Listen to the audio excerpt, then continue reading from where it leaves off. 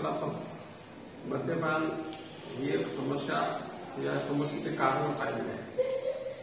तर आधुनिक समाजामध्ये मद्यपान वाढत चाललेलं आहे. मद्यपानाची समस्या वाढत चाललेली आहे. त्याला अनेक घटक कारणीभूत आहेत.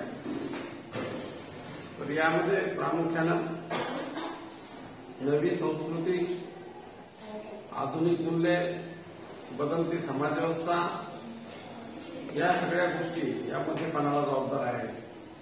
म्हणून मद्यपान ही एक जागतिक समस्या आहे. भारतासारख्या देशामध्ये मद्यपान दिवसेंदिवस वाढत चाललेलं आहे किंवा मादक द्रव्य व्यसन दिवसेंदिवस वाढत चाललेलं आहे. याला असंख्य घटक जबाबदार आहे. मग आपण त्याची कारण काल पाहिला की मद्यपान करण्याला सवय कशी कारणीभूत आहे, मित्रमंडळी कशी कारणीभूत आहे, सराउंडिंग संबोधनाचं वातावरण कसं कारणीभूत आहे, बेकारी दारिद्र्य सुद्धा त्याला कारणीभूत आहे. त्या असंख्य गोष्टी आहेत की नवीन अनुभव घेण्याचा पद्धत आहे. म्हणजे अशा पद्धतीनं उत्तेजन, हॉरर अनुभव घेण्याचा स्वभाव याच्यातून व्यक्ती त्याच्याकडे झुकतात. तर या पद्धतीनं मद्यपानाची आपण 7-8 कारणं आपण काल पाहिलेली आहे. या कारणामुळे लोक त्याच्याकडे खेचले जातात आणि त्याच्या नंतर आहारी जातात. तर ही सुरुवात खूप साध्या पद्धतीनं असते, परंतु त्याचा शेवट खूप खतरनाक आहे, वाईट आहे. आणि मग याच्यामध्ये तरुण वयामध्ये जर लोक झुकले तर ते सावरण्याची शक्यता कमी असते असं आपण पाहिलं. जर एखादा व्यक्ती, मी काल सांगितलं की जर एखादा व्यक्ती 30मध्ये याच्यामध्ये गेला तर तो 32मध्ये वापस येऊ शकतो. एक 4-2 तास पार्टीमध्ये सहभागी होऊन तो वापस येऊ शकतो. कारण का त्याची मानसिकता त्याच्या वयानुसार त्याला चांगलं वाईट करायला लागत असतं. तर या पद्धतीने आपण मद्यपानाची कारणं पाहिलेली आहे. तर मद्यपान ही महानगराची समस्या होती कालपर्यंत मद्यपान ही महानगराची समस्या होती. पण आज खेड्यापाड्यापर्यंत हे मद्यपान पोहोचलेलं आहे. खेड्यापाड्यापर्यंत त्या लोकांना याची लत लागलेली आहे. या मद्यपानाची कारणं आपण काल पाहिली, तर आज आपल्याला हे पाहिजे की याचे परिणाम काय होत असतात. तर मद्यपानाचा पहिला परिणाम व्यक्तीवर होत असतो. मद्यपान करणाऱ्या व्यक्तीवर त्याचा परिणाम होत असतो की त्याची दिनचर्या बदलत असते, त्याच्या स्वभावात बदल होत असतो, त्याच्यामध्ये चिडचिडेपणा वाढत असतो, त्याच्यानंतर त्याचं कामावर लक्ष लागत असतं, त्याची एकाग्रता साथ देत नाही. म्हणजे अशा पद्धतीचं मद्यपान करणारा व्यक्ती आणि मद्यपान न करणारा व्यक्ती असा फरक आपल्याला दिसून येत असतो.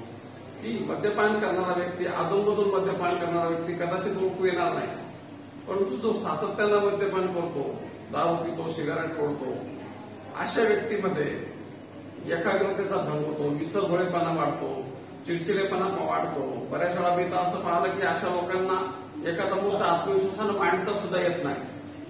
तिथे उभा राहून बोलायला लागले त्यांचे हातपाय हलतात.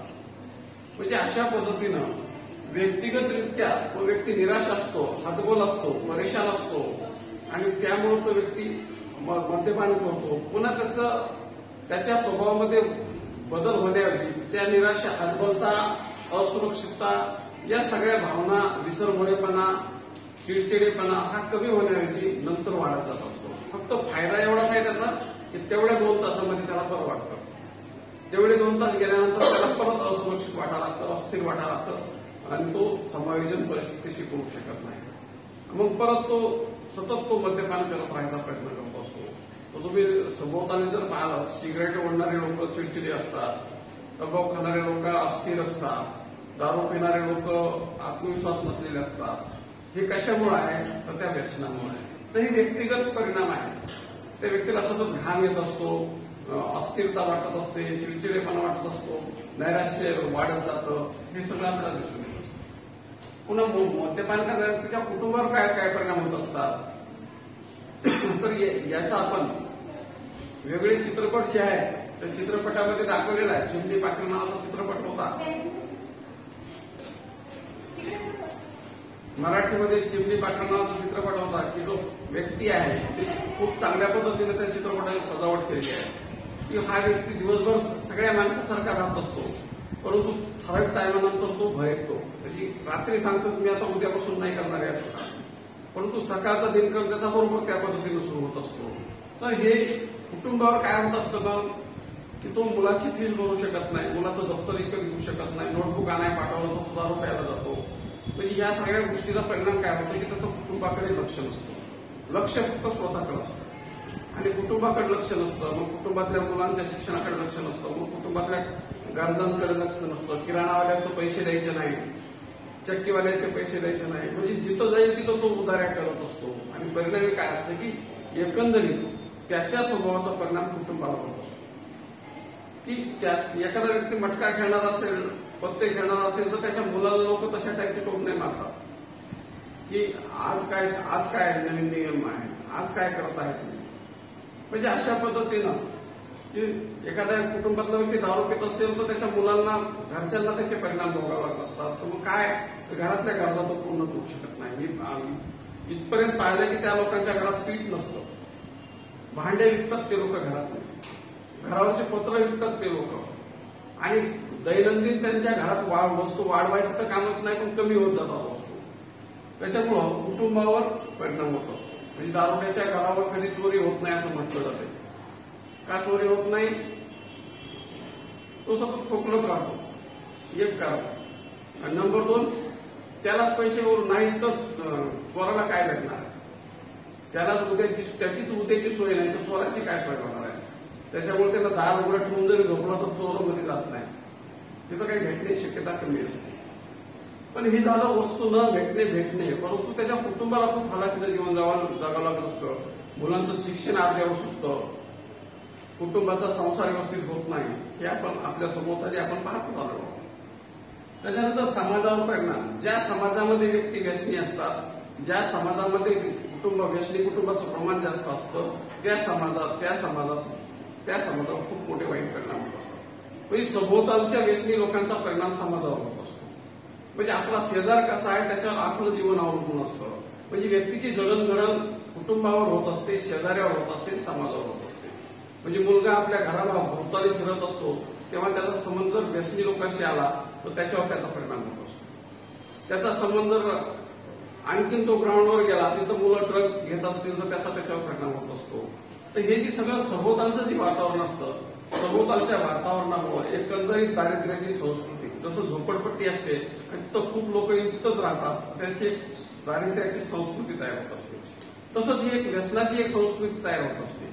आणि मग मुलाला, जन्माला आलेल्या नवीन मुलाला खोटं बोलणं, चोरी करणं, वाईट बोलणं, गोवा उडके खाणे, सिगारेट ओढणे या गोष्टीचं काहीच वाटत नाही, कारण का सभोवतालचं वातावरण त्या टाईपचं असतं. त्याच्यामुळं आपल्या सभोवतालचं वातावरण कसं असायला पाहिजे याला फार महत्व आहे. तरी समाज सुद्धा त्याच टाईपचा बनत जातो नंतर. तर या पद्धतीनं समाजाचं दारिद्र्य, जसं कुटुंबाचं दारिद्र्य वाढत जातं, व्यक्तीचं दारिद्र्य वाढत जातं, तसंच समाजाचं सुद्धा दारिद्र्य वाढत जातं, दरडोई उत्पन्न घटत जातं. जो व्यसनी व्यक्ती काम करत नाही, सगळ्यात मेन काम करत नाही, काम केलं तर एकाग्रतेनं करत नाही, आणि त्याच्यानंतर कुटुंबाला वेळ देत नाही, मुलांना वेळ देत नाही, त्याचा परिणाम एकंदरीत सगळ्याची बेरीज समाजावर होत असते. समाज म्हणजे दुसरं तिसरं काही नसून समाज म्हणजे व्यक्तींचं एकत्रीकरण.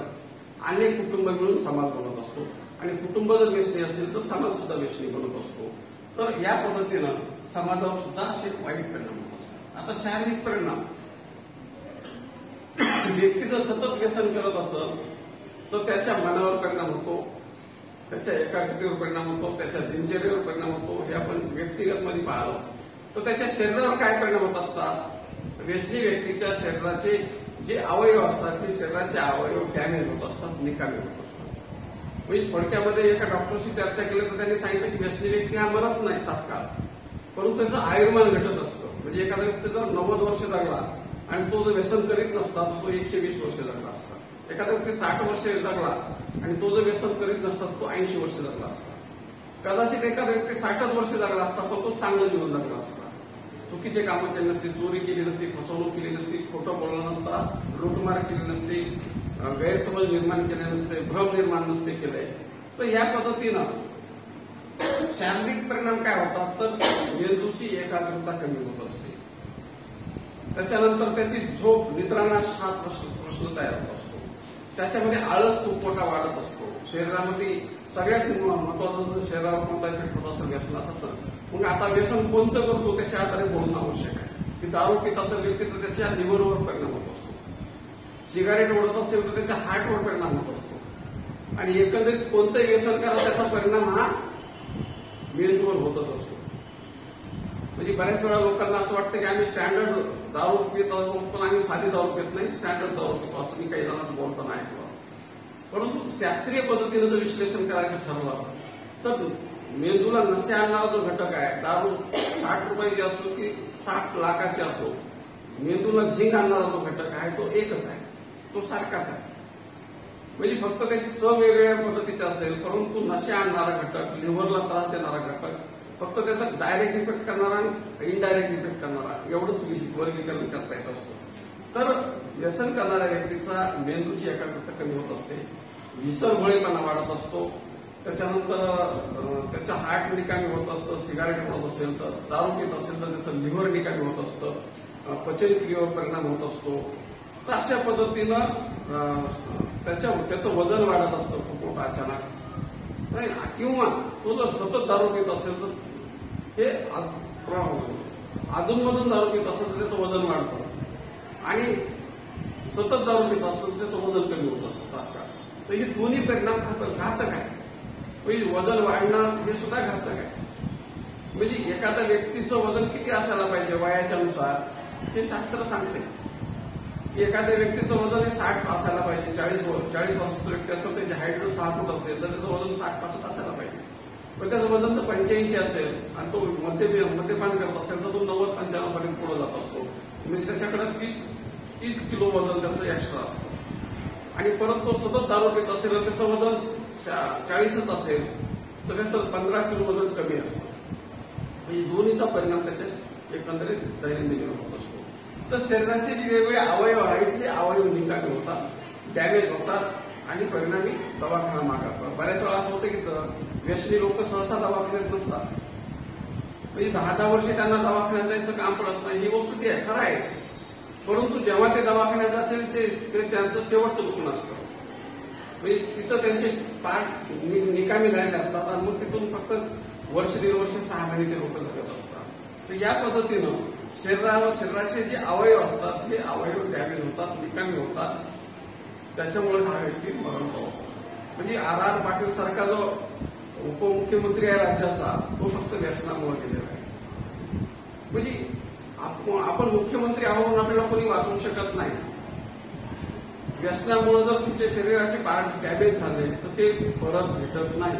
10 कोटी दिले तरी भेटत नाही. ते आपल्याला संरक्षित करायचे असतात, जतन करायचे असतात. त्याच्यामुळं असे व्यक्ती व्यसनामुळं मरतात, त्याचे परिणाम नंतर कुटुंबाला भोगावे असतात. तर हे शरीराची झालेली झीज आहे, लिव्हर भेटत नाही. आज आपल्याला कोरोनामध्ये फुफ्फुस निकामी झालंय लोकांचं, फुफ्फुस बाजारात विकत भेटत नाही. फुफ्फुसाची क्षमता आपल्यालाच वाढवावं लागत असते. कशी वाढवावं लागत असते, काय वाढवावं लागत असते 3 महिन्यापासून सांगायला सुद्धा. तर या पद्धतीनं त्याचे सगळे अवयव हे निकामी होत असतात. एकाचा परिणाम दुसऱ्यावर असा पण होत असतो आणि त्याच्यातून त्याची एकंदरीत परिस्थिती वाईट बनत असते आणि आकारी वर्धत्व येत असतं की म्हातारा होऊन मरण्याची त्याच्यावर कधीच वेळ येत नाही. म्हणजे खोकला त्याची चोरी होत नाही जसं वैशिष्ट्य आहे तसं हा म्हातारा होत नाही हे त्याचं वैशिष्ट्य आहे की 40-50 पर्यंत हा व्यक्ती मरत असतो. या पद्धतीने शारीरिक परिणाम होतात. दुसरी गोष्ट आर्थिक परिणाम.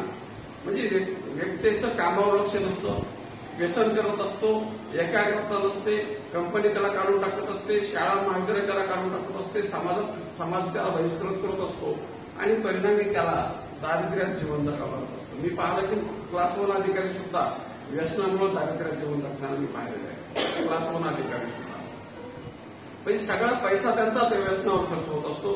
ते पैसा कुटुंबाला देत नाहीत, ना कोणत्या नातेवाईकाला देत नाहीत, ते व्यसन करत राहतात आणि त्या चक्रामध्ये त्यांचा पैसा गुंतत असतो आणि मग बाकीच्या लोकांना ते खोटं बोलत असतात, खोटी आश्वासनं देत असतात, भूलथापा देत असतात, चुकीची माहिती देत असतात.